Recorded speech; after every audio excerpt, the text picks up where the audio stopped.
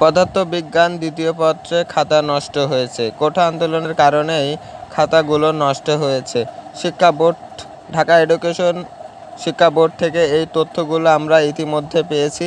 তো এই কতটি খাতা নষ্ট হয়েছে?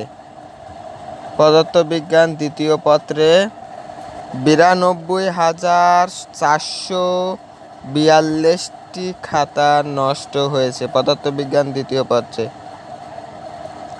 কখন এই নষ্ট হয়েছে? তো বিভিন্ন শিক্ষা প্রতিষ্ঠানে খাতাগুলো থাকায়, তো যখনই শিক্ষা বোর্ড তাদের ঢাকা এডুকেশন বোর্ডে যখন খাতাগুলো জমা দিতে বলে, তখনই তাদের বিভিন্ন কেন্দ্র থেকে খাতাগুলো নিয়ে যাওয়ার সময় কোঠা আন্দোলনের যে মিছিল ছিল তার মাঝে এই খাতাগুলো নষ্ট হয়েছে। তো এই পরীক্ষার্থীদের জন্য কি করবে?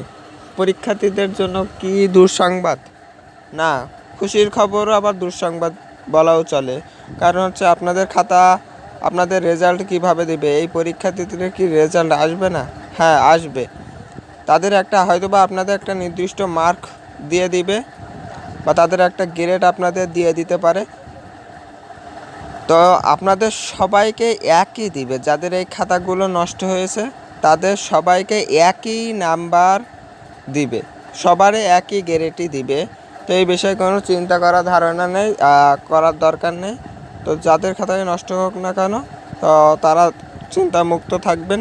তো এই আমরা যখনই নিউজ পাবো যে কি কি সুবিধা দিবে, এই পরীক্ষায় খাতা নষ্ট হওয়ার পরীক্ষার্থীদের কি কি সুবিধা দিবে, এই বিষয়ে জানতে আমাদের চ্যানেলটি সাবস্ক্রাইব করে রাখতে পারেন, পাশে থাকা বেল আইকনটি বাজিয়ে রাখতে পারেন। ইনশাল্লাহ আমরা যখনই নিউজটি পাবো তখনই আপনাদের মাঝে প্রকাশ করব। ধন্যবাদ সবাইকে।